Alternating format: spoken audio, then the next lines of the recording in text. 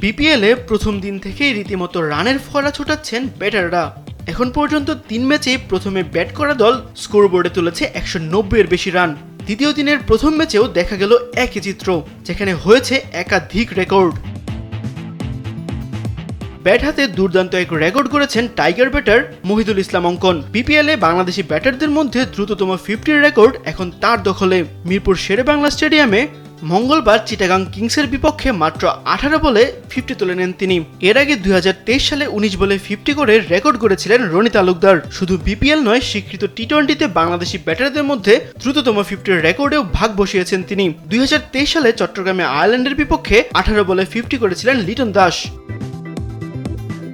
এদিন বল হাতে বিব্রতকর বিশ্ব রেকর্ড গড়েছেন খুলনার ক্যারিবীয় পেসার ওসেন থমাস। চট্টগ্রামের ইনিংসের প্রথম ওভারে বল করতে এসে একের পর এক নো আর ওয়াইড বলেই এক বলে তিনি দিয়েছেন 15 রান, যা স্বীকৃত টি-20তে এক বলে সবচেয়ে বেশি রান দেওয়ার বিশ্ব রেকর্ড। এর আগে চলতি বছর ভারতের বিপক্ষে এক বলে 13 রান দিয়ে জিম্বাবুয়ের সিকান্দার রাজা।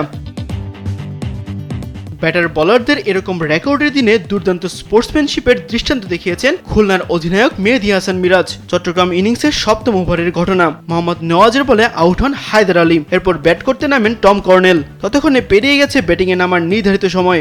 মাঠে থাকা আম্পায়ার তানভীর আহমেদের কাছে টাইম আউটের আবেদন করেন মিরাজ। নিয়ম অনুযায়ী আম্পায়ার আউটের সিদ্ধান্ত দিলে মাঠ ছাড়েন কর্নেল।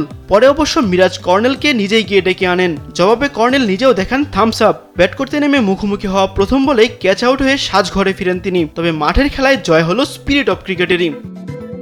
তাসবিহ শরণ, স্পোর্টস ডেস্ক, দেশ টিভি।